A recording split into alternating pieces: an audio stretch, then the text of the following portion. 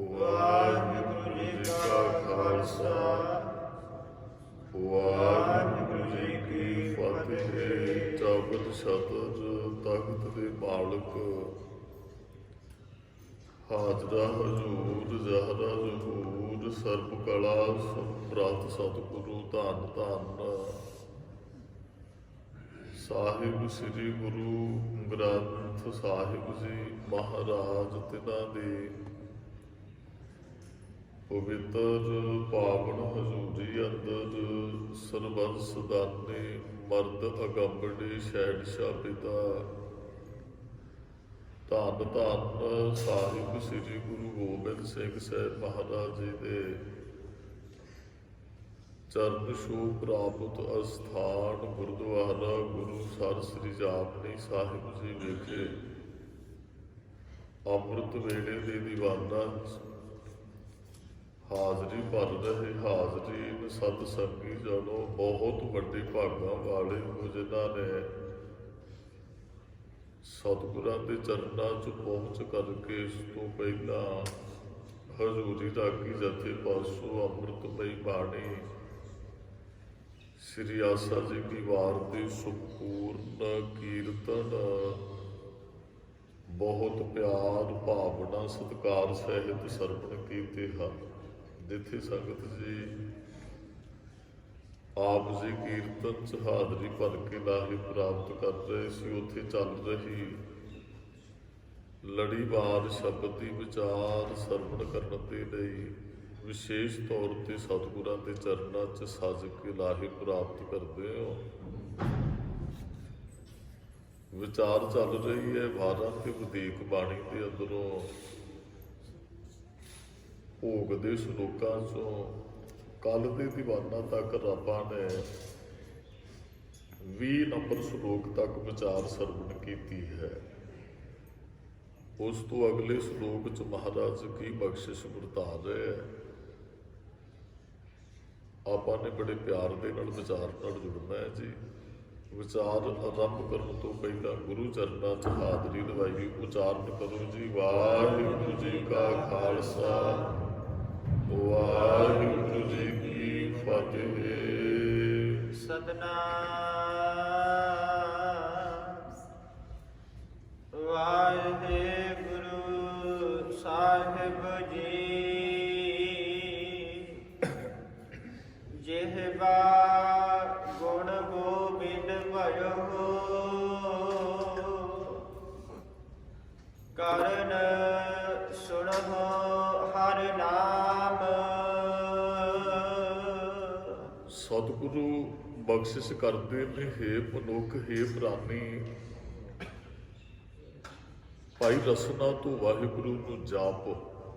ਗੋਬਿੰਦ ਗੋ ਧਰਤੀ, ਬਿੰਦ ਧਰਤੀ ਨੂੰ ਪਾਲਣ ਵਾਲਾ, ਜਿਹਦੇ ਹੁਕਮ 'ਚ ਸਾਰੀ ਸ੍ਰਿਸ਼ਟੀ ਚੱਲਦੀ ਹੈ ਨਾ, ਰਸਨਾ ਨਾਲ ਉਹਦੇ ਗੁਣ ਗਾਇਆ ਕਰ। ਜਿਹਬਾ ਗੁਣ ਗੋਬਿੰਦ ਭਜੋ ਹੋ, ਰਸਨਾ ਤੋਂ ਜਪ ਕੇ ਭਜਨ ਕਰਨਾ ਹੈ, ਉਹਦੀ ਬੰਦਗੀ ਨਾਲ ਜੁੜਨਾ ਹੈ। ਮਹਾਰਾਜ ਕਹਿੰਦੇ ਕਰਨ ਕਰਨ ਕੰਨਾਂ ਨੂੰ ਕਹਿੰਦੇ ਹੈ, ਸੁਣੋ ਹਰ ਨਾਮ। ਕੰਨਾਂ ਨਾਲ ਉਹਦੀ ਸਿਫਤ ਸਲਾਹ ਨੂੰ ਸੁਣ, ਉਹਦੇ ਨਾਮ ਨੂੰ ਸੁਣ। ਦੋਵੇਂ ਗੁਰਮੁਖੋ ਬੜੇ ਸ੍ਰੇਸ਼ਟ ਕਰਮ ਨੇ। ਅਸਲ ਦੇ ਅੰਦਰ ਨਾ ਮਨੁੱਖ ਬੋਲਦਾ ਉਹ ਹੈ ਜੋ ਸੁਣਦਾ ਹੈ। ਅਸੀਂ ਜੋ ਕੁਝ ਸੁਣਿਆ ਨਾ ਬੋਲਾਂਗੇ ਉਹ। ਅਸੀਂ ਵਿਚਰਦੇ ਹਾਂ ਪਿੰਡਾਂ ਦੇ ਅੰਦਰ ਹਰੇਕ ਜਗ੍ਹਾ ਤੇ, ਤੁਹਾਨੂੰ ਕਈ ਇਹੋ ਜਿਹੇ ਉਹ ਬੱਚੇ ਜਾਂ ਇਨਸਾਨ ਮਿਲ ਜਾਣਗੇ ਜਿਹੜੇ ਸੁਣਦੇ ਵੀ ਨਹੀਂ ਹੈ ਤੇ ਬੋਲਦੇ ਵੀ ਨਹੀਂ ਹੈ। ਉਹ ਬੋਲਦੇ ਇਸ ਕਰਕੇ ਨਹੀਂ, ਉਹਨਾਂ ਨੇ ਸੁਣਿਆ ਕੁਝ ਨਹੀਂ ਹੈ। ਅਸੀਂ ਉਹ ਬੋਲਦੇ ਹਾਂ ਜੋ ਕੁਝ ਸੁਣਦੇ ਆ। ਬੱਚਾ ਨਿੱਕਾ ਜਿਹਾ ਜੇ ਉਹ ਸੁਣਦਾ ਹੈ ਨਾ, ਤੇ ਫਿਰ ਉਹ ਘਰ ਦੇ ਅੰਦਰ ਉਹਨੂੰ ਕਿਹਾ ਜਾਂਦਾ, ਬੇਟਾ ਤੂੰ ਇਸ ਤਰ੍ਹਾਂ ਬੋਲ, ਜਿਵੇਂ ਮਾਂ ਬੋਲਦੀ ਫਿਰ ਉਹ ਬੱਚਾ ਪਿੱਛੇ ਬੋਲਦਾ ਹੈ। ਪਹਿਲਾਂ ਮਾਂ ਕਹਿਣੀ ਸਿੱਖਦਾ, ਫਿਰ ਉਹ ਪਾਪਾ ਕਹਿਣਾ ਸਿੱਖਦਾ, ਫਿਰ ਉਹ ਕਹਿੰਦੇ ਤੇਰੇ ਦਾਦਾ ਜੀ। ਉਸ ਤਰ੍ਹਾਂ ਦੀ ਉਹ ਬੋਲੀ ਫਿਰ ਬੋਲਣੀ ਸ਼ੁਰੂ ਕਰ ਦਿੰਦਾ, ਕਿਉਂਕਿ ਉਹਨੂੰ ਸੁਣ ਰਿਹਾ, ਜੋ ਸੁਣ ਰਿਹਾ ਬੋਲ ਰਿਹਾ। ਜਿਹਨੂੰ ਸੁਣ ਕੁਝ ਨਹੀਂ ਰਿਹਾ, ਉਹ ਬੋਲਦਾ ਵੀ ਕੁਝ ਨਹੀਂ ਹੈ। ਕਈ ਵਾਰੀ ਤੁਹਾਨੂੰ ਵੇਖੋ ਇਹੋ ਜਿਹੇ ਜਿਹੜੇ ਇਨਸਾਨ ਨੇ ਉਹ ਕੁਝ ਸੌਖੇ ਜਿਹੇ ਸ਼ਬਦ ਬੋਲ ਸਕਦੇ ਆ। ਇੱਥੇ ਕੁੱਕ ਮਗਰਾ ਤੋਂ ਆਉਂਦਾ ਹੁੰਦਾ ਹੈ, ਉਹ ਮੇਰੇ ਕੋਲ ਉਹਦੀ 25 ਕੁ ਸਾਲ ਦੀ ਉਮਰ ਹੋਣੀ, ਤੇ ਉਹ ਦੋ ਕੁ ਸ਼ਬਦ ਮਾਮਾ ਬਾਬਾ ਜਾਂ ਇਹੋ ਜਿਹੇ 2-4 ਸ਼ਬਦ ਵੀ ਉਹ ਦੂਸਰੇ ਦਾ ਮੂੰਹ ਹਿੱਲਦਾ ਵੇਖ ਕੇ ਜਿਹੜੇ ਬੋਲ ਸਕਦੇ ਉਹ ਸੌਖੇ ਜਿਹੇ ਸ਼ਬਦ, ਨਹੀਂ ਤੇ ਸੁਣਿਆ ਕੁਝ ਨਹੀਂ। ਅਸਲ ਦੇ ਵਿੱਚ ਮਾਈਕ ਉਹਨਾਂ ਦਾ ਕੰਮ ਕਰਦਾ ਹੈ, ਆਵਾਜ਼ ਨਿਕਲਦੀ ਹੈ ਔਰ ਉਹਨਾਂ ਨੂੰ ਸੁਣਿਆ ਕੁਝ ਨਹੀਂ, ਉਹ ਬੋਲਣ ਵੀ ਕੀ। ਜੇ ਸੁਣਦਾ ਫਿਰ ਉਹ ਬੋਲਦੇ ਵੀ। ਅਸਲ ਦੇ ਵਿੱਚ ਉਹ ਬੱਚਾ ਗੂੰਗਾ ਨਹੀਂ ਹੁੰਦਾ, ਉਹ ਬੋਲਾ ਹੁੰਦਾ ਹੈ ਬਚਪਨ ਤੋਂ। ਉਹ ਸਪੀਕਰ ਮਾਈਕ ਉਹਦਾ ਹੁੰਦਾ ਹੈ, ਉਹ ਬੋਲ ਉਹਦੇ ਗਲੇ 'ਚੋਂ ਆਵਾਜ਼ ਨਿਕਲਦੀ ਹੈ। ਇਸ ਕਰਕੇ ਬਹੁਤਾ ਨਹੀਂ ਬੋਲ ਰਿਹਾ ਕਿਉਂਕਿ ਉਹਨੇ ਸੁਣਿਆ ਕੁਝ ਨਹੀਂ ਹੈ। ਇੱਥੇ ਮਹਾਰਾਜ ਨੇ ਦੋ ਗੱਲਾਂ ਹੀ ਸਾਨੂੰ ਕਹੀਆਂ, ਬੋਲਾਂਗੇ ਉਹ ਜੋ ਸੁਣਾਂਗੇ। ਪਹਿਲਾਂ ਸੁਣੀਏ ਫਿਰ ਬੋਲੀਏ। ਸੁਣਨਾ ਪਹਿਲਾ ਕੰਮ ਹੈ, ਬੋਲਣਾ ਬਾਅਦ ਦਾ ਕੰਮ ਹੈ। ਜੋ ਸੁਣਾਂਗੇ ਉਹੀ ਬੋਲਾਂਗੇ। ਬੱਚੇ ਨਿੱਕੇ ਨਿੱਕੇ, ਉਹ ਮੇਰੀ ਗੁੱਡੀ ਹੁਣ ਤੇ ਥੋੜੀ ਜਿਹੀ ਵਾਹਵਾ ਹੋ ਗਈ, ਨਿੱਕੀ ਚੀਜ਼ ਤੇ ਵੈਨ 'ਚ ਜਾਂਦੀ ਤੇ ਉਹ ਗਾਣੇ ਲਾਉਂਦੇ ਸੀ ਗਾਣੇ, ਤੇ ਉਹਨੇ ਘਰੇ ਗਾਣੇ, ਮੈਂ ਕਿਹਾ ਕੀ ਗਾਣੇ, ਕਹਿੰਦੀ ਵੈਨ 'ਚ ਸੁਣਿਆ, ਵੈਨ 'ਚ ਪਾਪਾ।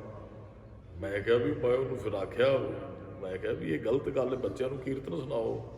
ਉਹ ਕੀਰਤਨ ਹੀ ਗਾਉਣਗੇ ਫਿਰ ਜੇ ਕੀਰਤਨ ਸੁਣਨਗੇ। ਉਹ ਗੰਦੇ ਵੈਨ ਮਹਾਰਾਜ ਨੇ ਕਿਹਾ ਨਹੀਂ ਸੁਣਨੇ ਚਾਹੀਦੇ, ਗੰਦੜ ਵੈਨ ਸੁਣਿਆ ਉਹ ਫਿਰ ਉਹੋ ਜਿਹਾ ਮਾਈਂਡ 'ਚ ਉਹੋ ਜਿਹਾ ਬੱਚਿਆਂ ਦਾ ਖਿਆਲ ਉਸ ਪਾਸੇ ਨੂੰ ਜਾਂਦਾ ਹੈ। ਮਰਦ ਕਹਿੰਦੇ ਕੰਨਾਂ ਨਾਲ ਨਾਮ ਸੁਣ ਤੇ ਜੇਬਾਂ ਤੋਂ ਜਪ। ਰੋਜ਼ ਨਾ ਰਹਿਰਾਸ ਸਾਹਿਬ ਦੀ ਬਾਣੀ 'ਚ ਅਸੀਂ ਬਚਨ ਪੜ੍ਹਦੇ ਹਾਂ, ਦੋਵੇਂ ਹੀ ਉਹਦੇ 'ਚ ਮਹਾਰਾਜ ਨੇ ਬਚਨ ਕਹੇ, ਅੰਤਰ ਗੁਰ ਅਰਾਧਨਾ ਜਿਹਵਾ ਜਾਪ ਗੁਰ ਨਾ। ਅੰਦਰੋਂ ਵੀ ਅਰਾਧਨਾ, ਕੱਲਾ ਜ਼ੁਬਾਨ ਤੇ ਉਹਦੇ ਮਰਨ ਨੇ ਅੰਦਰ ਦੀ ਵੀ ਗੱਲ ਕੀਤੀ। ਬਹੁਤੇ ਤੁਹਾਨੂੰ ਰਸਨਾ ਤੋਂ ਜਪਦੇ ਨਜ਼ਰ ਆ ਜਾਣਗੇ, ਅੰਦਰ ਨਹੀਂ ਜਾਣ ਦਿੰਦੇ ਹੈ। ਜੋ ਜ਼ੁਬਾਨ ਤੇ ਉਹਨੂੰ ਅੰਦਰ ਲੈ ਕੇ ਜਾਣਾ ਹੈ। ਉਹ ਬਾਬਾ ਫਰੀਦ ਜੀ ਦੀ ਘਟਨਾ, ਇੱਕ ਦਿਨ ਸ਼ਾਮ ਦੇ ਦੀਵਾਨਾਂ 'ਚ ਅੱਗੇ ਵੀ ਉਹ ਬੇਨਤੀ ਕਰ ਰਿਹਾ ਸਾਂ ਵੀ ਉਹ ਇੱਕ ਸੇਵਕ ਨੇ ਬਾਬਾ ਫਰੀਦ ਜੀ ਨੂੰ ਕਿਹਾ, ਕਹਿੰਦਾ ਜੀ ਤੁਸੀਂ ਬਾਬਾ ਜੀ ਜਦੋਂ ਕਥਾ ਕਰਦੇ ਹੋ ਕਹਿੰਦੇ ਹੋ ਦਿਨ ਦਿਨ ਕਰਕੇ ਮਨੁੱਖ ਦਾ ਸੰਗਤ 'ਚ ਆਉਂਦਿਆਂ ਜੀਵਨ ਬਦਲਦਾ ਹੈ। ਮੈਂ ਤੇ ਇੰਨੇ ਸਾਲਾਂ ਤੋਂ ਸੰਗਤ ਕਰਦਾ, ਮੇਰਾ ਤੇ ਜੀਵਨ ਬਦਲਿਆ ਹੀ ਕੋਈ ਨਹੀਂ ਹੈ, ਮੇਰਾ ਤੇ ਜੀਵਨ ਨਹੀਂ ਬਦਲਿਆ। ਤੇ ਉਹ ਬਾਬਾ ਫਰੀਦ ਜੀ ਕਹਿੰਦੇ ਕੋਈ ਨਹੀਂ, ਤੈਨੂੰ ਦੱਸਾਂਗੇ ਵੀ ਜੀਵਨ ਬਦਲਿਆ ਕਿਉਂ ਨਹੀਂ। ਉਹ ਕਿਸੇ ਦਿਨ ਬਾਬਾ ਫਰੀਦ ਜੀ ਤੁਰੇ ਜਾਂਦੇ, ਇੱਕ ਭੰਗ ਦੀ ਦੁਕਾਨ ਕੋਈ ਲਾਉਂਦਾ ਹੈ, ਤੇ ਅੱਗੇ ਤੇ ਉਹ ਪਾਸਿਆ ਸੀ ਹੋ ਜਾਂਦਾ ਸੀ। ਬਾਬਾ ਫਰੀਦ ਜੀ ਆਉਂਦੇ, ਉਹ ਡਾਂਟਦੇ ਸਨ ਵੀ ਇਹ ਲੋਕਾਂ ਨੂੰ ਤੂੰ ਨਸ਼ਾ ਪਿਆ ਰਿਹਾ ਹੈ, ਹੋਰ ਕੋਈ ਕਿਰਤ ਕਰਨੀ ਚਾਹੀਦੀ ਹੈ ਜਿਹਦੇ ਨਾਲ ਕਿਸੇ ਦਾ ਨੁਕਸਾਨ ਨਾ ਹੋਵੇ। ਤੇ ਇੱਕ ਦਿਨ ਬਾਬਾ ਫਰੀਦ ਜੀ ਕੋਲੋਂ ਦੀ ਲੰਘੇ, ਉਹਨਾਂ ਨੇ ਭੰਗ ਦਾ ਬਾਟਾ ਮੰਗ ਲਿਆ। ਕਹਿੰਦੇ ਇੱਕ ਬਾਟਾ ਭੰਗ। ਉਹ ਡਰ ਗਿਆ, ਕਹਿੰਦਾ ਜੀ ਤੁਸੀਂ ਅੱਗੇ ਤੇ ਡਾਂਟਦੇ ਸੀ, ਅੱਜ ਤੁਸੀਂ ਕਹਿੰਦੇ ਚਾਹੀਦਾ। ਉਹ ਬਾਟਾ ਹੱਥ 'ਚ ਪਕੜ ਕੇ ਜਿਹਨੇ ਚੇਲੇ ਨੇ ਸਵਾਲ ਕੀਤਾ ਸੀ ਜੀ ਜੀਵਨ ਬਦਲਿਆ ਨਹੀਂ, ਉਹਨੂੰ ਕਹਿੰਦੇ ਲੈ ਆ ਭੰਗ ਦੀਆਂ ਕੁਰਲੀਆਂ ਕਰਨੀਆਂ। ਉਹਨੇ ਕੁਰਲੀਆਂ ਕੀਤੀਆਂ ਤੇ ਜਦੋਂ ਬਾਟਾ ਖਾਲੀ ਹੋ ਗਿਆ, ਬਾਬਾ ਫਰੀਦ ਜੀ ਕਹਿੰਦੇ ਕਿੰਨਾ ਕੁ ਨਸ਼ਾ ਹੋਇਆ? ਕਹਿੰਦਾ ਜੀ ਨਸ਼ਾ ਕਾਹਦਾ ਹੋਣਾ ਹੈ, ਵੀ ਕੁਰਲੀਆਂ ਹੀ ਕੀਤੀਆਂ। ਜੇ ਅੰਦਰ ਜਾਂਦੀ ਭੰਗ ਤੇ ਫਿਰ ਨਸ਼ਾ ਹੁੰਦਾ ਨਾ। ਤੇ ਬਾਬਾ ਫਰੀਦ ਜੀ ਕਹਿੰਦੇ ਤੂੰ ਵੀ ਗੁਰਬਾਣੀ ਦੀਆਂ ਸਿਮਰਨ ਦੀਆਂ ਕੁਰਲੀਆਂ ਹੀ ਕੀਤੀਆਂ, ਜੇ ਅੰਦਰ ਜਾਂਦਾ ਤੇ ਫਿਰ ਹੀ ਫਾਇਦਾ ਹੁੰਦਾ ਨਾ। ਜੀਵਨ ਤਾਂ ਬਦਲਦਾ ਜੇ ਅੰਦਰ ਜਾਂਦਾ, ਤੇ ਅੰਦਰ ਤੇ ਕੁਝ ਗਿਆ ਹੀ ਨਹੀਂ ਹੈ। ਮਹਾਰਾਜ ਕਹਿੰਦੇ ਅੰਤਰ ਗੁਰ ਅਰਾਧਨਾ, ਅੰਦਰੋਂ ਗੁਰੂ ਨੂੰ ਅਰਾਧਨਾ। ਜਿਹਵਾ ਜਾਪ ਗੁਰ ਨਾਉ, ਰਸਨਾ ਨਾਲ ਗੁਰੂ ਗੁਰੂ ਕਰਨਾ। ਗੁਰੂ ਗੁਰੂ ਗੁਰ ਕਰ ਬਣ ਮੋਰ, ਗੁਰੂ ਬਿਨਾ ਮੈਂ ਨਾਹੀ ਹੋਰ। ਰਸਨਾ ਦੇ ਨਾਲ ਉਹਨੂੰ ਜਪਣਾ। ਗੁਰੂ ਰਾਮਦਾਸ ਮਹਾਰਾਜ ਦੇ ਬੜੇ ਪਿਆਰੇ ਬਚਨ ਨੇ। ਗੁਰੂ ਸਾਹਿਬ ਜੀ ਕਹਿੰਦੇ ਸਾ ਰਸਨਾ ਧਨ ਧਨ ਹੈ ਮੇਰੀ ਜਿੰਦੜੀਏ। ਮਹਾਰਾਜ ਕਹਿੰਦੇ ਜਿੰਦੇ ਉਹ ਰਸਨਾ ਧਨ ਹੈ। ਗੁਣ ਗਾਵੇ ਹਰ ਪ੍ਰਭ ਕੇਰੇ ਰਾਮ। ਜਿਹੜੀ ਰੱਬ ਦੇ ਗੁਣ ਗਾਉਂਦੀ ਹੈ, ਅੰਦਰ ਵੀ ਗੁਰੂ ਤੇ ਰਸਨਾ ਤੇ ਵੀ ਗੁਰੂ, ਅੰਦਰ ਵੀ ਨਾਮ, ਜੇਬਾਂ ਤੇ ਵੀ ਨਾਮ। ਤੇ ਮਹਾਰਾਜ ਨੇ ਕਿਹਾ ਉਹ ਰਸਨਾ ਧਨ ਹੈ, ਜਿਹੜੀ ਰਸਨਾ ਰੱਬ ਨੂੰ ਜਪਦੀ ਹੈ। ਉਹ ਰਸਨਾ ਪ੍ਰਵਾਨ ਹੈ ਨਾ, ਜਿਹੜੀ ਜਪਜੀ ਸਾਹਿਬ ਦਾ ਪਾਠ ਕਰਦੀ, ਉਹ ਗੁਰੂ ਨਾਨਕ ਸਾਹਿਬ ਨੂੰ ਰਸਨਾ ਚੰਗੀ ਲੱਗਦੀ ਹੈ। ਜਿਹੜੀ ਰਸਨਾ ਰੱਬ ਦਾ ਸਿਮਰਨ ਕਰਦੀ ਹੈ, ਉਹ ਰਸਨਾ ਚੰਗੀ ਹੈ। ਜੇ ਨਹੀਂ ਕਰਦੀ, ਨਿਤਨੇਮ ਦੀ ਬਾਣੀ 'ਚ ਮਹਾਰਾਜ ਨੇ ਕਿਹਾ ਇਹ ਰਸਨਾ ਤੂੰ ਅਨ ਰਸ ਰਾਚ ਰਹੀ, ਤੇਰੀ ਪਿਆਸ ਨਾ ਜਾਏ। ਰਸਨਾ ਤੂੰ ਹੋਰ ਰਸਾਂ 'ਚ ਪੈ ਗਈ ਹੋ, ਆ ਪਦਾਰਥਾਂ ਵਾਲੀ ਪਿਆਸ ਤੇਰੀ ਕੋ ਨਹੀਂ ਜਾਣੀ। ਬੰਦੇ ਦਾ ਪੇਟ ਭਰਿਆ, ਰਸਨਾ ਦੇ ਸਵਾਦ ਵਾਸਤੇ ਹੋਰ ਵੀ ਖਾਂਦਾ। ਕਿਤੇ ਤੁਸੀਂ ਵਿਆਹ ਸ਼ਾਦੀ ਤੇ ਜਾਇਓ ਤੇ ਉੱਥੇ ਉਹ ਢਿੱਡ 'ਚ ਕੋਈ ਨਹੀਂ ਪੈਂਦਾ, ਫਿਰ ਵੀ ਆਹ ਚੀਜ਼ ਚੱਖ ਲਈਏ, ਆਹ ਚੀਜ਼ ਬੰਦਾ ਬਿਮਾਰ ਹੋ ਜਾਂਦਾ ਹੈ। ਆਹੀ ਤੇ ਅੰਨ ਰਸ ਹੈ। ਰਸਨਾ ਤੂੰ ਅੰਨ ਰਸ ਰਾਜ ਰਹੀ ਤੇਰੀ ਪਿਆਸ ਨਾ ਜਾਏ। ਜਿੰਨੇ ਮਰਜ਼ੀ ਪਦਾਰਥ ਖਾ ਲਾ, ਤੇਰੀ ਪਿਆਸ ਜਾਣ ਵਾਲੀ ਕੋਈ ਨਹੀਂ ਹੈ। ਰੱਜਦੀ ਕਦੇ ਰਸਨਾ? ਕਦੇ ਵੀ ਨਹੀਂ ਰੱਜੇਗੀ। ਜਿੰਨਾ ਮਰਜ਼ੀ ਟੇਸਟ ਇਹਨੂੰ ਕਰਵਾ ਦਿਓ, ਬਿਲਕੁਲ ਇਹਨੇ ਤ੍ਰਿਪਤ ਨਹੀਂ ਹੋਣਾ। ਪਿਆਸ ਨਾ ਜਾਏ ਹੋਰ ਤੇ ਕਿਤੇ, ਹੋਰ ਕਿਤੇ ਉਹ ਵੀ ਪਿਆਸ ਨਹੀਂ ਜਾਣੀ, ਜਿੰਨੇ ਮਰਜ਼ੀ ਟੇਸਟ ਲੈਣਾ। ਜੇ ਚਿਰ ਹਰ ਰਸ ਪੱਲੇ ਨਾ ਪਾਏ, ਜਿੰਨਾ ਚਿਰ ਤੈਨੂੰ ਨਾਮ ਚੋਂ ਰਸਨਾ ਰਸ ਨਾ ਆਇਆ ਨਾ, ਉਹਨਾਂ ਚਿਰ ਤੂੰ ਤ੍ਰਿਪਤ ਕੋ ਨਹੀਂ ਹੋਣਾ। ਮਹਾਰਾਜ ਕਹਿੰਦੇ ਰਸਨਾ ਨਾਲ ਉਹਨੂੰ ਗਾਈਏ। ਗੁਰੂ ਰਾਮਦਾਸ ਜੀ ਕਹਿੰਦੇ ਉਹ ਰਸਨਾ ਧਨ ਹੈ। ਅਗਲੇ ਬਚਨ ਕਹੇ ਸੇ ਸ਼ਰਵਣ ਭਲੇ ਸੋਭ ਨੀਕ ਹੈ ਮੇਰੀ ਜਿੰਦੜੀ। ਉਹ ਕੰਨਾਂ ਦੀ ਗੱਲ, ਮਹਾਰਾਜ ਨੇ ਦੋਵਾਂ ਚੀਜ਼ਾਂ ਦੀ ਗੱਲ ਕੀਤੀ ਨਾ, ਜਿਹਬਾ ਗੁਣ ਗੋਬਿੰਦ ਭਜੋ ਕਰਨ ਸੁਣੋ ਹਰ ਨਾਮ। ਗੁਰੂ ਰਾਮਦਾਸ ਮਹਾਰਾਜ ਕਹਿੰਦੇ ਨੇ ਤੇ ਸ਼ਰਵਣ ਭਲੇ ਸੋਭ ਨੀਕ ਹੈ ਮੇਰੀ ਜਿੰਦੜੀਏ, ਹਰ ਕੀਰਤਨ ਸੁਣੈ ਹਰ ਕੇਰੇ ਰਾਮ। ਜਿਹੜੇ ਕੀਰਤਨ ਸੁਣਦੇ ਨੇ ਉਹ ਕੰਨ ਵੀ ਭਲੇ ਹੈ। ਰਸਨਾ ਭਲੀ ਜਿਹੜੀ ਜਪਦੀ ਹੈ। ਮਹਾਰਾਜ ਨੇ ਰਸਨਾ ਤੇ ਅਨੇਕਾਂ ਵਾਰੀ ਸਾਨੂੰ ਬਚਨ ਕਹੇ, ਰਸਨਾ ਰਾਮ ਨਾਮ ਜਸ ਕਹੀ ਹੈ। ਮਹਾਰਾਜ ਕਹਿੰਦੇ ਰਸਨਾ ਤੋਂ ਰਾਮ ਦਾ ਜਸ ਕਹਿਣਾ ਚਾਹੀਦਾ, ਉਹਦਾ ਨਾਮ ਜਪਣਾ ਚਾਹੀਦਾ। ਰਸਨਾ ਨੂੰ ਹੋਰ ਨਹੀਂ ਅਸੀਂ ਕਿਸੇ ਪਾਸੇ ਲਾਉਣਾ। ਮਹਾਰਾਜ ਕਹਿੰਦੇ ਰਸਨਾ ਨਾਲ ਜਿੱਦਨ ਉਹਨੂੰ ਜਪਣਾ ਸ਼ੁਰੂ ਕਰੇਗਾ, ਜਿੱਦਨ ਰਸਨਾ ਕਹੇਗੀ ਰਸਨਾ ਜਪਤੀ ਤੂੰ ਹੀ ਰੱਬ ਜੀ ਮੇਰੀ ਰਸਨਾ ਤੈਨੂੰ ਹੀ ਜਪਦੀ ਹੈ, ਇਹ ਤੇ ਤੂੰ ਹੀ ਪੁਕਾਰਦੀ ਹੈ। ਜਦ ਮਹਾਰਾਜ ਨੇ ਬਚਨ ਕਹੇ ਕੀਰਤ ਪ੍ਰਭ ਕੀ ਗਾਓ ਮੇਰੀ ਰਸਨਾ। ਰਸਨਾ ਜੇ ਤੂੰ ਕੁਝ ਗਾਉਣਾ ਹੈ ਤੇ ਪ੍ਰਭੂ ਦੀ ਕੀਰਤੀ ਗਾ। ਜੇ ਕਿਸੇ ਨੇ ਬਾਣੀ ਕੀਰਤਨ ਸੁਣਿਆ ਨਾ, ਉਹ ਕੀਰਤਨ ਹੀ ਗਾਏਗਾ। ਜੇ ਕਿਸੇ ਨੇ ਗੰਧਨ ਵੈਣ ਸੁਣੇ, ਉਹ ਗੰਧਨ ਵੈਣ ਗਾਏਗਾ। ਇਸ ਵਾਸਤੇ ਅਸੀਂ ਜੋ ਸੁਣਦੇ ਅਸੀਂ ਉਹ ਹੀ ਬਣਦੇ ਆ। ਸੁਣ ਤੇ ਮਹਾਰਾਜ ਨੇ ਅਸਲ ਵਿੱਚ ਜੋ ਸੁਣਾਂਗੇ ਉਹ ਅਸੀਂ ਬੋਲਾਂਗੇ। ਫਿਰ ਸੁਣਨਾ ਸਾਡੇ ਜੀਵਨ 'ਚ ਬਹੁਤ ਮਾਇਨੇ ਰੱਖਦਾ ਹੈ। ਕੋਈ ਬੱਚੇ ਨੂੰ ਗਾਣਿਆਂ ਦਾ ਸ਼ੌਂਕ ਹੈ ਤੇ ਕਹਾਂਗੇ ਕਲਾਕਾਰ ਬਣੇਗਾ ਵੱਡਾ। ਕਿਸੇ ਨੂੰ ਕੀਰਤਨ ਦਾ ਅਸੀਂ ਕਹਿੰਦੇ ਕੀਰਤਨੀਆ ਬਣੇ, ਕਿਉਂਕਿ ਸੁਣ ਉਹ ਰਿਹਾ, ਜੋ ਸੁਣੇਗਾ ਉਹ ਬਣੇਗਾ। ਸੁਣ ਤੇ ਸਾਨੂੰ ਬਹੁਤ ਧਿਆਨ ਦੇਣਾ ਚਾਹੀਦਾ ਹੈ। ਮਹਾਰਾਜ ਨੇ ਤਾਂ ਹੀ ਤੇ ਕਿਹਾ ਵੀ ਸਾਗਤ ਦਾ ਸੰਗ ਨਹੀਂ ਕਰਨਾ, ਉਹਦੇ ਭੈੜੇ ਬੋਲ ਕਦੇ ਨਹੀਂ ਸੁਣਨੇ। ਤੇ ਜਿਹੋ ਜਿਹਾ ਸੁਣਦਾ ਫਿਰ ਮਨੁੱਖ ਉਸੇ ਪਾਸੇ ਨੂੰ ਤੁਰ ਜਾਂਦਾ। ਆ ਸਾਡੇ ਬੱਚਿਆਂ ਨੇ ਦੂਜਿਆਂ ਨੇ ਉਹ ਸੁਣੇ ਜਿਹੋ ਜਿਹੇ ਗਾਣੇ ਗਾਉਣ ਵਾਲਿਆਂ ਵਾਲੇ, ਉਹਨਾਂ ਨੇ ਆਪਣੇ ਭੇਸ ਬਣਾ ਲਏ ਉਹੋ ਜਿਹੇ ਵੀ ਉਹ ਕਲਾਕਾਰ ਐਂ ਕਰਦਾ ਹੈ ਜੀ, ਉਹ ਐਕਟਰ ਐਂ ਕਰਦੇ ਹੈ ਜੀ, ਕਿਉਂਕਿ ਸੁਣਿਆ ਤੇ ਉਹਨਾਂ ਨੂੰ। ਤੇ ਜੇ ਕਿਤੇ ਬਚਪਨ 'ਚ ਹੀ ਉਹ ਸਾਡੇ ਆਪਣੇ ਉੱਥੇ ਸਿੱਖਿਆ ਹੀ ਉਹ ਸਾਹਿਬਜ਼ਾਦਿਆਂ ਦਾ ਇਤਿਹਾਸ, ਸਾਡੇ ਸੂਰਮਿਆਂ ਦਾ ਇਤਿਹਾਸ, ਤੇ ਫਿਰ ਉਹਨਾਂ 'ਚ ਉਹੋ ਜਿਹੇ ਗੁਣ, ਹੱਥਾਂ 'ਚ ਕਿਰਪਾਨਾਂ ਹੁੰਦੀਆਂ, ਉਹਨਾਂ ਦੇ ਦਸਤਾਰੇ ਦੁਮਾਲੇ ਸਜਾਏ ਹੁੰਦੇ। ਅੱਜ ਬੜਾ ਜੇ ਅਸੀਂ ਉਹਨਾਂ ਨੂੰ ਕਿਤੇ ਉਹ ਸੁਣਾਇਆ ਹੁੰਦਾ, ਉਹ ਕੁਝ ਜੋ ਕੁਝ ਸਾਨੂੰ ਸੁਣਾਉਣਾ ਚਾਹੀਦਾ ਸੀ।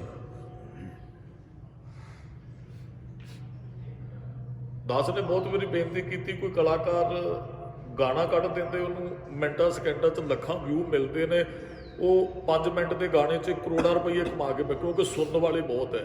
ਤੇ ਰਾਗੀ ਸਿੰਘ ਕੈਸਟ ਕਰਦਾ, ਉਹਨੂੰ ਘਾਟਾ ਪੈ ਜਾਂਦਾ, ਅਗਲੀ ਦੀ ਹਿੰਮਤ ਨਹੀਂ ਹੁੰਦੀ, ਕਹਿੰਦਾ ਅਗਲੀ ਕਿਹੜੇ ਮੇਰੇ ਪੂਰੇ ਹੋ ਗਏ ਪੈਸੇ।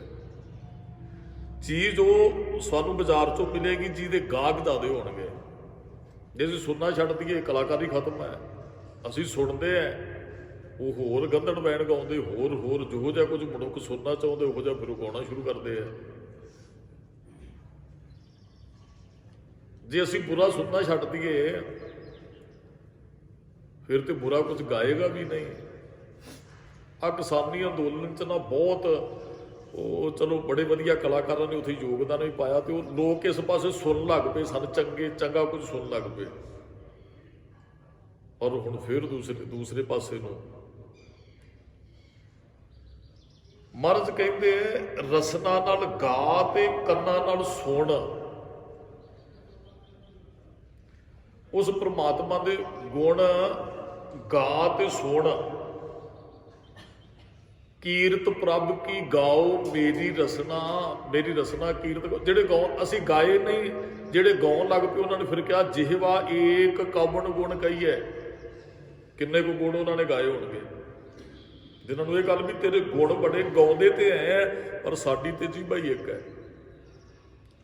ਹੁਣ ਐ ਕਰ, ਇੱਕ ਦੂ ਜੀਭੋ ਲੱਖ ਹੋਏ, ਲੱਖ ਹੋਵੇ ਲੱਖ 20 ਲੱਖ ਲੱਖ ਗੇੜਾ ਆਖੀਐ, ਏਕ ਨਾਮ ਜਗਦੀਸ਼ ਲੱਖਾਂ ਮੇਰੀ ਆਈਏ। ਇੱਕ ਜੀਭ ਦੀਆਂ ਲੱਖਾਂ ਹੀ ਜੀਭਾਂ ਬਣ ਜਾਣ, ਲੱਖਾਂ ਗੇੜੇ ਆਈਏ, ਪਤਾ ਨਹੀਂ ਕਿੰਨੇ ਕੁ ਜਨਮ ਮਿਲ ਜਾਣ, ਤੇਰੇ ਗੁਣ ਨਹੀਂ ਗਾਏ ਜਾ ਸਕਦੇ। ਅਸੀਂ ਤੇ ਗਾਉਣੇ ਨਹੀਂ ਸ਼ੁਰੂ ਕੀਤੇ, ਜਿਹੜੇ ਗਾਉਂਦੇ ਉਹ ਕਹਿੰਦੇ ਉਹਨਾਂ ਦੇ ਗੁਣਾਂ ਦਾ ਅੰਤ ਹੀ ਕੋਈ ਨਹੀਂ ਹੈ। ਗਾਉਣੇ ਹਨ, ਉਹ ਬੇਅੰਤ ਹੈ। ਜਿਹਵਾ ਏਕ ਕਵਣ ਗੁਣ ਕਹੀਏ, ਬੇਸੁਮਾਰ ਬੇਅੰਤ ਸੁਆਮੀ, ਤੇਰੂ ਅੰਤ ਨਾ ਕਿਨ ਹੀ ਲਈਏ, ਤੇਰਾ ਅੰਤ ਕਿਸੇ ਨੇ ਨਹੀਂ ਪਾਇਆ।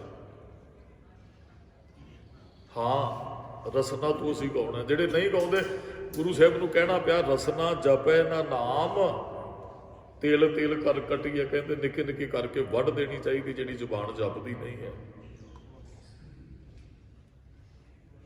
ਜਿਹੜੀ ਰਸਨਾ ਜਪਦੀ ਨਹੀਂ ਉਹਦਾ ਕਰਨਾ ਕੀ ਹੈ?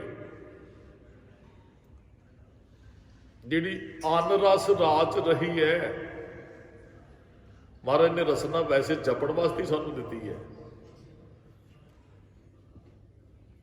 ਉਹ ਕਿਸੇ ਰਾਜੇ ਨੇ ਵਜ਼ੀਰ ਨੂੰ ਪੁੱਛਿਆ, ਕਹਿੰਦੇ ਜੀ ਸਭ ਤੋਂ ਕੀਮਤੀ ਚੀਜ਼ ਕੀ ਹੈ? ਉਹ ਕਹਿੰਦਾ ਜ਼ੁਬਾਨ, ਜੀਭਾ। ਉਹ ਕਹਿੰਦਾ ਸਭ ਤੋਂ ਮਾੜੀ, ਕਹਿੰਦੇ ਉਹ ਵੀ ਜੀਭਾ। ਕਹਿੰਦਾ ਕਮਾਲ ਦੀ ਗੱਲ, ਚੰਗੀ ਵੀ ਮਾੜੀ ਵੀ ਇੱਕ ਚੀਜ਼। ਕਹਿੰਦਾ ਹਾਂ, ਗੁਣ ਗਾਓ ਤੇ ਚੰਗੀ ਹੈ, ਤੇ ਜੇ ਕੁਝ ਉਹੋ ਜਿਹਾ ਬੋਲੋ ਤੇ ਫਿਰ ਇਹ ਰਸਨਾ ਸਾਰਾ ਕੁਝ ਖਰਾਬ ਬਰਬਾਦ ਵੀ ਕਰ ਦਿੰਦੀ ਹੈ।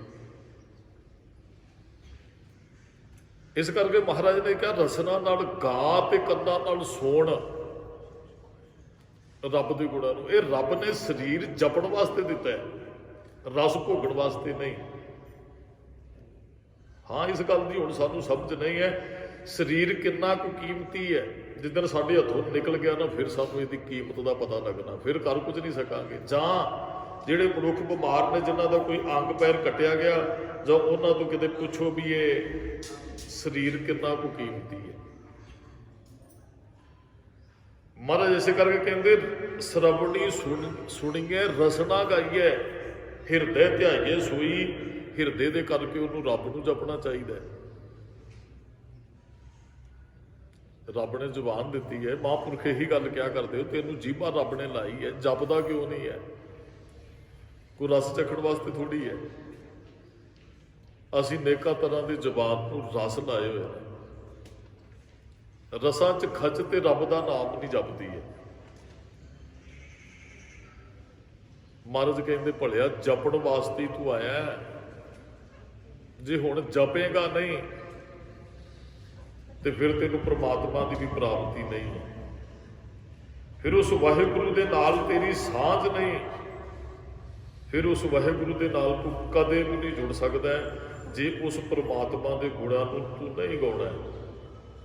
ਉਹਦਾ ਜਸ ਗਾ। ਸਮਾਂ ਰਸਨਾ ਹੈ, ਕਦਮਾਂ ਨਾਲ ਚੱਲ ਸਕਦਾ ਹੈ, ਹੱਥਾਂ ਨਾਲ ਸੇਵਾ ਕਰ ਸਕਦਾ ਹੈ।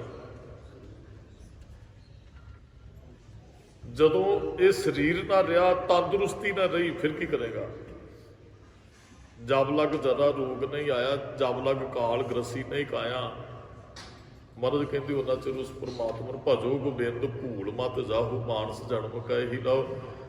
ਮਤ ਭੁੱਲ, ਮਨੁੱਖਾ ਜਨਮ ਦਾ ਲਾਭ ਇਹੀ ਹੈ। ਮਹਾਰਾਜ ਕਹਿੰਦੇ ਰਸਨਾ ਤੋਂ ਗਾਓ ਤੇ ਸਰਵਣਾ ਦੇ ਨਾਲ ਉਹਦਾ ਨਾਮ ਸੁਣੋ ਭਾਈ। ਕਹੁ ਨਾਨਕ ਸੁਨ ਰੇ ਮਣਾ। ਮਹਾਰਾਜ ਮਨ ਨੂੰ ਸੰਬੋਧਨ ਕਹਿੰਦੇ ਕਹਿੰਦੇ ਮਨਾ ਸੋੜ। ਕੁਝ ਗੱਲਾਂ ਹੁੰਦੀਆਂ ਜਿਹੜੀਆਂ ਅਸੀਂ ਦੂਸਰਿਆਂ ਨੂੰ ਕਹਿਣਾ ਹੁੰਦਾ। ਬਾਪ ਆਪਣੇ ਪੁੱਤਰ ਨੂੰ ਕਹਿੰਦਾ ਪੁੱਤਰਾ ਕੰਮ ਕਰਦੀ, ਪਰ ਇੱਥੇ ਤੇ ਮਹਾਰਾਜ ਕਹਿੰਦੇ ਆਪਣੇ ਅੰਦਰ ਨੂੰ ਕਹਿੰਦੇ ਤੂੰ ਸੁਣ, ਤੂੰ ਕੀ ਕਰਦਾ ਹੈ? ਜਪਿਆ ਕਦੇ? ਕਿਸ ਵਾਸਤੇ ਆਇਆ, ਕੀ ਕਰ ਰਿਹਾ? ਅਸੀਂ ਬਹੁਤਿਆਂ ਦੇ ਅੰਦਰ ਝਾਤ ਮਾਰਦੇ, ਉਹ ਬੰਦਾ ਫਲਾਣਾ ਇਹੋ ਜਿਹਾ ਫਲਾਣਾ। ਮਹਾਰਾਜ ਕਹਿੰਦੇ ਤੂੰ ਆਪਣੇ ਅੰਦਰ ਵੇਖ, ਤੂੰ ਕੀ ਹੈ? ਹੱਕ ਨਹੀਂ ਚੰਗੇ, ਬੁਰਾ ਨਹੀਂ ਕੋਈ, ਤੂੰ ਕਿੰਨਾ ਕੁ ਜਪਦਾ? ਸਾਡੇ ਅੰਦਰ ਕੁਦਰਤੀ ਨਾ ਇਹ ਗੱਲ ਆ ਜਾਂਦੀ ਹੈ ਵੀ ਮੈਂ ਗੁਰਦੁਆਰੇ ਜਾਂਦਾ, ਇਹ ਨਹੀਂ ਜਾਂਦਾ, ਮੈਂ ਆਹ ਕਰਦਾ, ਇਹ ਨਹੀਂ ਕਰਦਾ। ਮਹਾਰਾਜ ਕਹਿੰਦੇ ਤੂੰ ਕਰ। ਤੂੰ ਕਿਸੇ ਨੂੰ ਉਪਦੇਸ਼ ਦੇਣ ਤੋਂ ਪਹਿਲਾਂ ਤੇਰੇ ਅੰਦਰ ਉਹ ਹੋਣਾ ਚਾਹੀਦਾ ਜੋ ਦੂਸਰੇ ਨੂੰ ਕਹਿ ਰਿਹਾ ਕਰਨ ਵਾਸਤੇ, ਉਹ ਤੈਨੂੰ ਪਹਿਲਾਂ ਕਰਨਾ ਚਾਹੀਦਾ।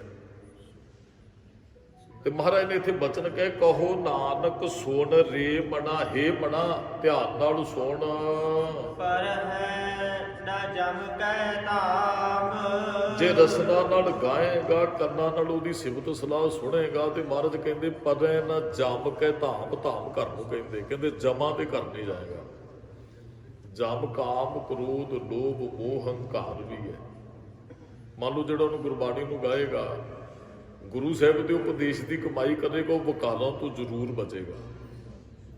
ਜਿਹੜਾ ਗੁਰੂ ਸਾਹਿਬ ਨਾਲ ਜੁੜ ਗਿਆ ਉਹ ਵਕਾਰਾਂ ਦੇ ਵਸ ਨਹੀਂ ਪੈਂਦਾ, ਉਹ ਤ੍ਰਿਸ਼ਨਾ ਦੀ ਅੱਗ 'ਚ ਨਹੀਂ ਸੜਦਾ। ਇੱਕ ਤੇ ਜੰਮ ਵਕਾਰ ਨੇ, ਦੂਸਰੇ ਜੰਮ ਜਿਨ੍ਹਾਂ ਦੀ ਆਪਾਂ ਅੱਗੇ ਜੋ ਜੰਮ ਆਏ ਕੇਸ ਗਹਿ ਪਟਕੇ, ਉਹਨਾਂ ਦਾ ਵੀ ਸਾਨੂੰ ਡਰ ਰਹੇ ਹੁਣ ਵੀ ਅੱਗੇ ਚੰਗਾ ਜੀਵਨ ਨਹੀਂ ਹੈ। ਚਲੋ ਮਨੁੱਖ ਦੂਸਰਾ ਤੇ ਕਿਸੇ ਨੂੰ ਚੰਗਾ ਕਹਿ ਸਕਦਾ, ਮਨੁੱਖ ਨੂੰ ਖੁਦ ਤੇ ਪਤਾ ਨਾ ਮੈਂ ਕਿੰਨਾ ਕੁ ਚੰਗਾ ਹੈ,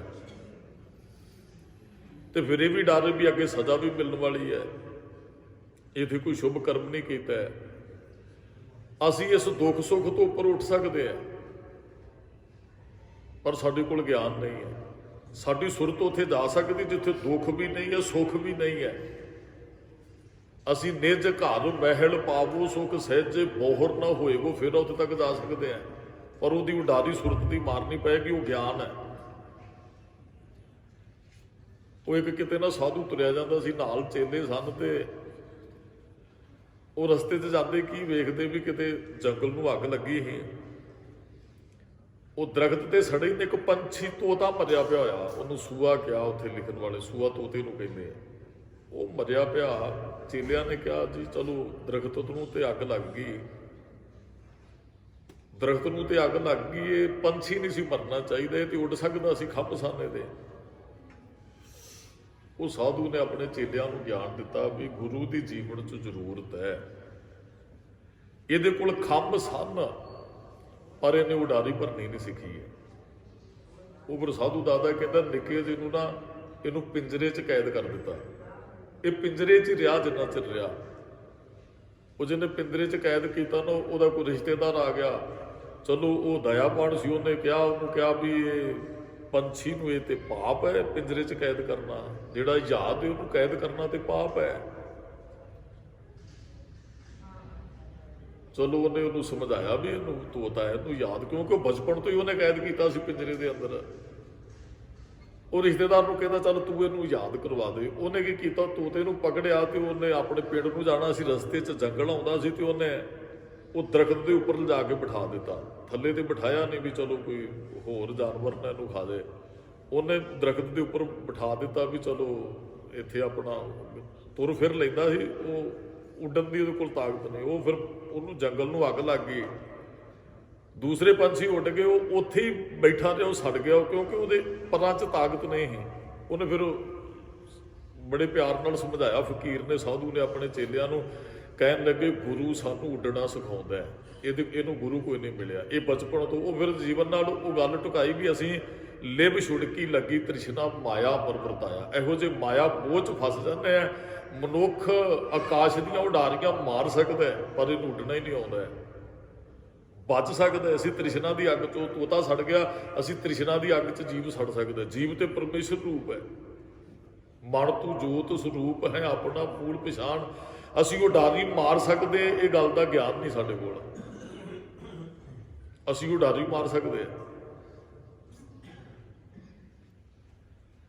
ਮਹਾਰਾਜ ਨੇ ਇਹੀ ਤੇ ਗੱਲ ਕਹੀ, ਭਲਿਆ ਜੇ ਤੂੰ ਵਾਹਿਗੁਰੂ ਦੇ ਗੁਣ ਗਾਏ ਰਸਨਾ ਨਾਲ, ਕੰਨਾਂ ਨਾਲ ਵਾਹਿਗੁਰੂ ਦਾ ਨਾਮ ਸੁਣੇ, ਉਹਦੀ ਸਿਫਤ ਸਲਾਹ ਨੂੰ ਸੁਣੇ, ਪਰੈ ਨਾ ਜਮ ਕੈ ਧਾਮ, ਤੂੰ ਜਮਾਂ ਦੇ ਘਰ ਨਹੀਂ ਜਾਏਗਾ। ਉਹ ਭਾਵੇਂ ਵਕਾਰ ਨੇ ਵੀ ਇਹਨਾਂ 'ਚ ਨਹੀਂ ਫਸੇਗਾ, ਜਾਂ ਅੱਗੇ ਜਾ ਕੇ ਜੰਮਣ ਮਰਨ ਦੇ ਗੇੜ 'ਚ ਨਹੀਂ ਪਏਗਾ, ਤੂੰ ਆਜ਼ਾਦ ਹੋਏਗਾ। ਹਾਂ, ਆਜ਼ਾਦ ਤੈਨੂੰ ਗੁਰੂ ਸਾਹਿਬ ਨੇ ਕਰਨਾ ਹੈ। ਉਦਾਸ ਨੇ ਕਿ ਇੱਕ ਵਾਰੀ ਬੇਨਤੀ ਕੀਤੀ ਸੀ, ਗੁਰੂ ਨਾਨਕ ਸਾਹਿਬ ਮਹਾਰਾਜ ਜਦੋਂ ਉਦਾਸੀਆਂ ਤੋਂ ਵਾਪਸ ਆਉਂਦੇ ਤੇ ਪਿਤਾ ਕਲਿਆਣ ਦਾਸ ਨੇ ਨਾ ਕਿਸੇ ਦਾ ਸਰਾਧ ਰੱਖਿਆ ਹੋਇਆ, ਸਰਾਧ। ਧਿਆਨ ਦੇ ਕੇ ਬੇਨਤੀ ਸੁਣੋ, ਕੋਈ ਐ ਨਹੀਂ ਸੀ ਵੀ ਗੁਰੂ ਨਾਨਕ ਸਾਹਿਬ ਜੀ ਸਰਾਧ ਕਰਾਉਂਦੇ ਸਨ ਜਾਂ ਪਿਤਾ ਜੀ। ਉਹ ਪੁਰਾਤਨ ਸਮੇਂ ਚੱਲਦਾ ਹੈ। ਮਹਾਰਾਜ ਨੇ ਇਹੀ ਤੇ ਚੀਜ਼ਾਂ ਤੋਂ ਸਾਨੂੰ ਵਰਜਿਆ ਵੀ ਜਿਉਂਦਿਆਂ ਦੀ ਸੇਵਾ ਕਰਨੀ ਚਾਹੀਦੀ ਹੈ। ਮਹਾਰਾਜ ਨੇ ਕਿਹਾ ਜੀਵਤ ਪਿੱਤਰ ਨਾ ਮਾਨੇ ਕੋ ਮੂਏ ਸਰਾਧ ਕਰਾਈ ਉਹ ਵੀ ਪਪਰੇ ਕੋ ਪਿਆਵਾ ਕਊਆ ਕੂਕਰ ਖਾਈ। ਕਹਿੰਦੇ ਉਹ ਸਰਾਧ ਕਿਹੜੇ ਵੱਡਿਆਂ ਤੱਕ, ਇਹ ਗੁਰੂ ਨਾਨਕ ਸਾਹਿਬ ਦੀ ਵਿਚਾਰਧਾਰਾ ਜਿਹੜੀ ਉਹਨਾਂ ਨੇ ਸਾਨੂੰ ਦਿੱਤੀ, ਉਹ ਪਿਤਾ ਜੀ ਨੇ ਰੱਖਿਆ।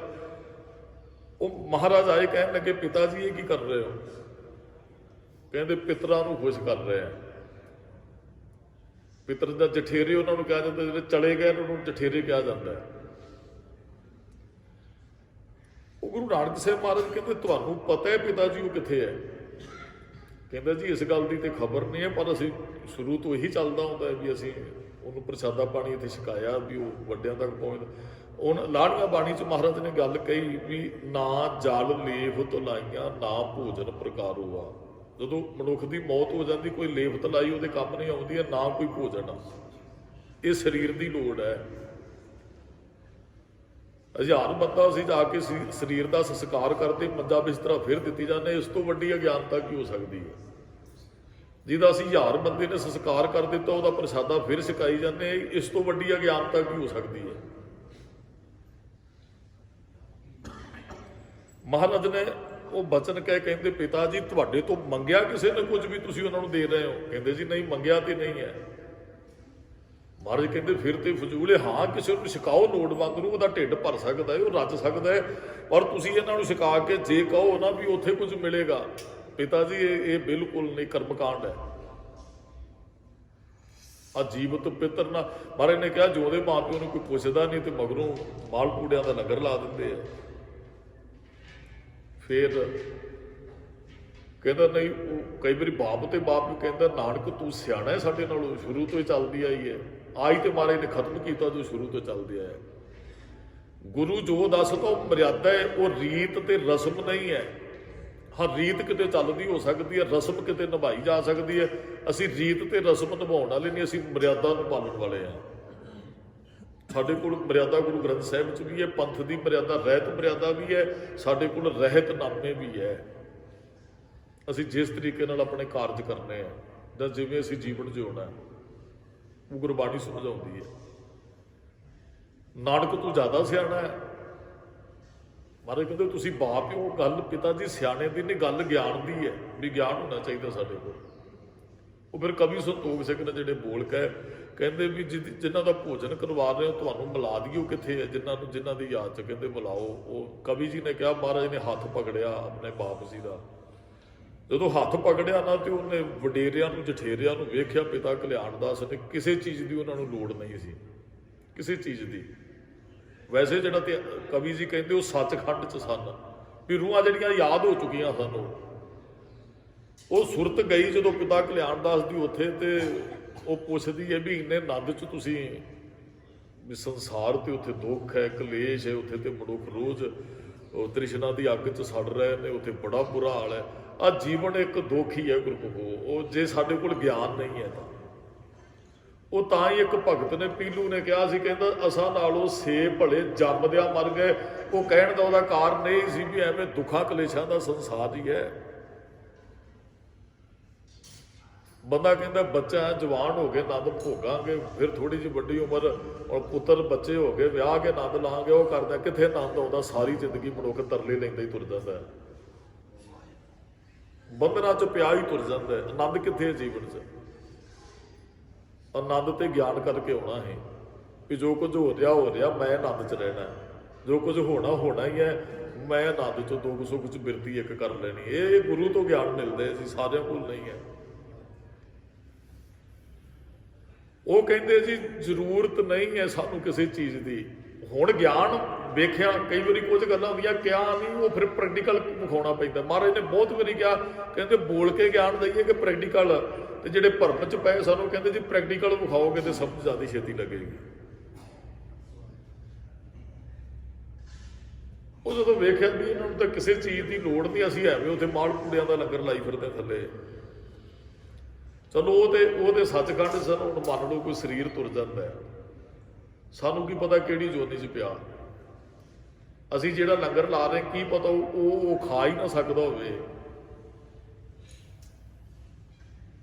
ਜੋ ਅਸੀਂ ਖਵਾ ਰਹੇ ਹਾਂ ਉਹਦੀ ਹੁਣ ਖੁਰਾਕ ਹੀ ਨਾ ਹੋਵੇ ਜਿੱਥੇ ਉਹ ਹੈਗਾ, ਜਿਹਦੇ ਪ੍ਰਥਾਏ ਅਸੀਂ ਕਰ ਰਹੇ। ਉਹ ਦੁਨੀ ਚੰਦ ਨੂੰ ਇਹੀ ਤੇ ਕਿਹਾ ਮਹਾਰਾਜ ਛਕੋ, ਮਹਾਰਾਜ ਕਹਿੰਦੇ ਕਾਹਦਾ ਲੰਗਰ ਲਾਇਆ? ਕਹਿੰਦਾ ਜੀ ਬਾਪ ਚੜ੍ਹਾਈ ਕਰ ਗਿਆ ਸੀ ਉਹਦਾ ਸਰਾਧ। ਮਹਾਰਾਜ ਕਹਿੰਦੇ ਤੈਨੂੰ ਪਤਾ ਕਿੱਥੇ ਹੈ? ਕਹਿੰਦਾ ਜੀ ਨਹੀਂ ਇਸ ਗੱਲ ਦਾ ਤਾਂ। ਮਹਾਰਾਜ ਨੇ ਕਿਹਾ ਉਹ ਜਿਹੜਾ ਕਿੱਕਰਾਂ ਦਾ ਝੁੰਡ ਹੈ ਨਾ ਬਘਿਆੜ ਬਣਿਆ ਬੈਠੇ, ਜਾਂ ਜਾ ਕੇ ਆਵਾਜ਼ ਮਾਰੀ, ਦਰਸ਼ਨ ਕਰਨੇ ਉਹਦੇ। ਫਿਰ ਮਿਲਿਆ ਜੀ ਉਹ ਦੁਨੀ ਚੰਦ ਨੂੰ ਵੀ ਫਿਰ ਗਿਆਨ ਹੋਇਆ। ਕਹਿੰਦਾ ਐਵੇਂ ਇੱਥੇ ਤਾਂ ਕੋਈ ਨਹੀਂ ਚੀਜ਼ ਜਿਹੜੀ ਉੱਥੇ ਉਹ ਤੇ ਬੰਦਗੀ ਹੈ ਸਾਡੇ ਨਾਲ ਜਾਂਦੀ, ਚੰਗੇ ਕਰਮ ਸ਼ੁਭ ਕਰਮ ਸਾਡੇ ਨਾਲ ਜਾਂਦੇ ਆ।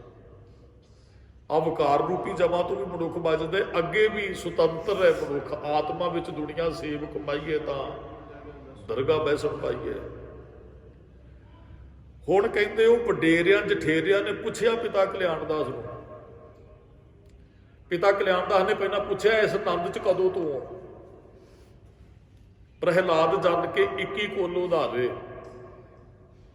ਕਹਿੰਦੇ ਜੇ ਪੂਰਨ ਤੌਰ ਤੇ ਕੋਈ ਜੁੜਦੇ ਨਾ ਤੇ ਉਹਦੇ ਨਾਲ ਜੁੜਨ ਵਾਲੇ ਵੀ ਮੁਕਤ ਹੋ ਜਾਂਦੇ ਆ।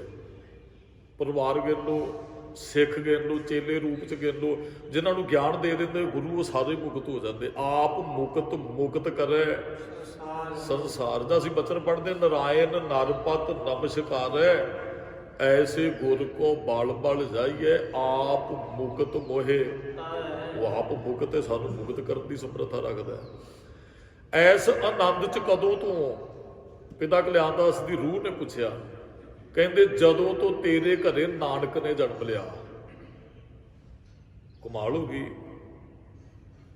ਪਿਤਾ ਕਲਿਆਣ ਦਾਸ ਤੇ ਕਹਿ ਰਹੇ ਨੇ ਤੂੰ ਮੇਰੇ ਨਾਲੋਂ ਜ਼ਿਆਦਾ ਸਿਆਣਾ ਹੈ ਗੁਰੂ ਨਾਨਕ ਸਾਹਿਬ ਨੂੰ, ਤੇ ਪਿੱਤਰ ਕਹਿ ਰਹੇ ਨੇ, ਜਠੇਰੇ ਕਹਿ ਰਹੇ ਨੇ ਅਸੀਂ ਉਦਣ ਦੇ ਮੁਕਤ ਯਾਦ ਹੋ ਗਏ, ਸਾਡੇ ਕਰਮ ਕੱਟੇ ਗਏ ਜਿੱਦਣ ਸਾਡੀ ਕੁੱਲ ਚ ਨਾਨਕ ਜਨਮ ਲੈ ਕੇ ਆਇਆ। ਤਿੰਨ ਬੇਦੀਆਂ ਕੀ ਕੁੱਲ ਵਿਖੇ ਪ੍ਰਗਟੇ ਨਾਨਕ ਰਾਏ, ਸਭ ਸਿੱਖਣ ਕੋ ਸੁਖ ਦੀਏ, ਜਹ ਤੈ ਭੈ ਸਹਾਏ। ਇੱਥੇ ਉੱਥੇ ਰਖਵਾਲਾ। ਕਹਿੰਦੇ ਰੱਬ ਨੇ ਖੁਸ਼ ਹੋ ਕੇ ਸਾਡੇ ਕਰਮ ਕੱਟ ਦਿੱਤੇ। ਵੈਸੇ ਤੇ ਅਸੀਂ ਕਰਮ ਜੋਨੀ ਹੈ, ਜਿਹੋ ਜਿਹੇ ਕਰਮ ਕਰਦੇ ਉਹੋ ਜਿਹੀ ਅੱਗੇ ਸਜ਼ਾ ਮਿਲਦੀ ਹੈ। ਕਹਿੰਦੇ ਨਾਨਕ ਆਇਆ ਸਾਡੀ ਕੁੱਲ ਚ, ਰੱਬ ਖੁਸ਼ ਹੋ ਗਿਆ, ਇਸ ਕੁੱਲ ਚ ਰੱਬ ਆਇਆ, ਇਹਨਾਂ ਨੂੰ ਮਾਫ ਕਰ ਦਿਓ। ਮਨੁੱਖ ਅਸਲ ਦੇ ਵਿੱਚ ਨਾ ਪ੍ਰਵਾਨ ਉਦੋਂ ਹੁੰਦਾ ਜਿੱਦਣ ਗੁਰੂ ਤੇ ਰੱਬ ਤਰਸ ਕਰਕੇ ਕਹਿੰਦੇ ਇਹਨੂੰ ਮਾਫ ਕਰ ਦਿਓ। ਅਸੀਂ ਅੰਤਮ ਅਰਦਾਸ ਇਸੇ ਕਰਕੇ ਹੀ ਕਰਾਉਣੇ ਆ। ਮਨੁੱਖ ਤੇ ਜਿਹੜਾ ਚੜ੍ਹਾਈ ਕਰ ਗਿਆ, ਉਹਨੇ ਤੇ ਸ਼ਰਾਬ ਪੀ ਕੇ ਚੜ੍ਹਾਈ ਕਰ ਗਿਆ, ਉਹ ਤੇ ਨਸ਼ਾ ਖਾ ਕੇ, ਉਹ ਤੇ ਵਿਕਾਰਾਂ ਚ ਪਿਆ ਹੋਇਆ ਚੜ੍ਹਾਈ ਕਰ ਗਿਆ। ਹੁਣ ਬਸ ਸਿਰਫ ਮਾਫ ਕਰ ਦਿਓ ਕਰਕੇ ਅਸੀਂ ਗੁਰੂ ਗ੍ਰੰਥ ਸਾਹਿਬ ਦੇ ਚਰਨਾਂ 'ਚ ਅਰਦਾਸ ਕਰਦੇ, ਮਹਾਰਾਜ ਇਹਨੂੰ ਮਾਫ। ਉਹਦੇ ਵੈਸੇ ਝੂਠ ਨਹੀਂ ਬੋਲਣਾ, ਕਹਿਣਾ ਚਾਹੀਦਾ ਮਹਾਰਾਜ ਇਹੋ ਜਿਹਾ ਅਸੀਂ ਤੁਹਾਡੇ ਉਹਦੇ ਵਾਸਤੇ ਤਰਲਾ ਲੈਣ ਵਾਸਤੇ ਇਕੱਠੇ ਹੋਏ, ਇਹਨੂੰ ਮਾਫ ਕਰ ਦਿਆ ਜੀ। ਤੇ ਅਸੀਂ ਉਹ ਕਹਿੰਦੇ ਗੁਰਮੁਖ ਸੀ ਜੀ, ਚੱਲਿਆ ਜੀ। ਬਹੁਤ ਜਦੋਂ ਕਾਰਡ ਛਪਾਉਂਦੇ ਨਾ ਕਿਸੇ ਦੀ ਅੰਤਮ ਅਰਦਾਸ ਦਾ, ਤੇ ਉਹ ਭਗਤ ਕਬੀਰ ਜੀ ਦੇ ਸ਼ਬਦ ਗੁਰੂ ਗ੍ਰੰਥ ਸਾਹਿਬ 'ਚ ਨਹੀਂ, ਕਬੀਰਾ ਜਬ ਹਮ ਆਏ ਜਗਤ ਮੈਂ ਜਗ ਹੱਸਾ ਹਮ ਰੋਏ। ਗੁਰੂ ਗ੍ਰੰਥ ਸਾਹਿਬ 'ਚ ਨਹੀਂ ਹੈ, ਵੈਸੇ ਭਗਤ ਕਬੀਰ ਜੀ ਦੀ ਕਿਰਤ ਹੈ। ਐਸੀ ਕਰਨੀ ਕਰ ਚੱਲੇ ਹਮ ਹੱਸਾ ਜਗ ਰੋਏ। ਤੇ ਉਹ ਇਹੋ ਜਿਹਾ ਜੀਵਨ ਹੁੰਦਾ ਜਿਹਦੇ ਕਾਰਡ ਤੇ ਲਿਖਿਆ ਹੁੰਦਾ ਵੀ ਆਹ ਭਗਤੀਆਂ ਲਿਖ ਦਿੰਦੇ ਆ। ਅਸੀਂ ਚੰਗਾ ਮਹਾਰਾਜ ਦੇ ਕੋਲ ਜਿੱਦਣ ਗੁਨਾਹ ਦੱਸਣੇ ਸ਼ੁਰੂ ਕਰਾਂਗੇ ਨਾ, ਮਾਫ ਸਾਨੂੰ ਉਦੋਂ ਉਹਨੇ ਕਰਨਾ। ਜਿੱਦਣ ਇੱਥੇ ਅਸੀਂ ਗੁਰਮੁਖ ਬਣ ਕੇ ਆਉਂਦੇ ਰਹੇ ਤੇ ਮਾਫ, ਮਹਾਰਾਜ ਕਹਿੰਦੇ ਗੁਰਮੁਖ ਦੇ ਤੂੰ ਆਪਣੇ ਆਪ ਨੂੰ ਕਹੀਏ ਨਾ ਮਾਫ, ਤੇ ਇਹਨੂੰ ਹੁਣ ਕੀ ਕਰਾਂ। ਜਿੱਦਣ ਕਹਾਂਗੇ ਨਾ ਮਹਾਰਾਜ ਹਮ ਅਵਗੁਣ ਭਰੇ ਏਕ ਗੁਣ, ਤੇ ਫਿਰ ਅਖੀਰ ਤੇ ਜਦੋਂ ਕਹਾਂਗੇ ਗੁਰ ਰਾਮਦਾਸ ਰਾਖੋ, ਬਸ ਸ਼ਰਨ ਚ ਰੱਖ ਲਿਓ, ਸਾਡੇ ਚ ਗੁਣ ਕੋਈ ਨਹੀਂ ਜੇ ਤਾਂ ਸਮੁੰਦ ਸਾਗਰ ਨੀਰ ਭਰਿਆ ਤੇਤੇ ਔਗਣ ਹਮਾਰੇ। ਹਮ ਅਵਗੁਣ ਭਰੇ ਏਕ ਗੁਣ ਨਾਹੀਂ, ਜਪ ਤਪ ਸੰਜਮ ਧਰਮ ਨਾ ਕਮਾਇਆ, ਸੇਵਾ ਸਾਧ ਨਾ ਜਾਣਿਆ ਹਰ ਰਾਇਆ। ਕਹੋ ਨਾਨਕ ਹਮ ਨੀਚ ਕਰਮਾ ਸ਼ਰਨ ਪਰੇਗੀ, ਜਿਉਂ ਭਾਵੇ ਤਿਉਂ ਰਾਖ ਹਰ ਪ੍ਰਭ ਤੇਰੇ ਆ, ਕੀਤੇ ਗਣੋ ਅਸੰਖ ਅਵਗਣ।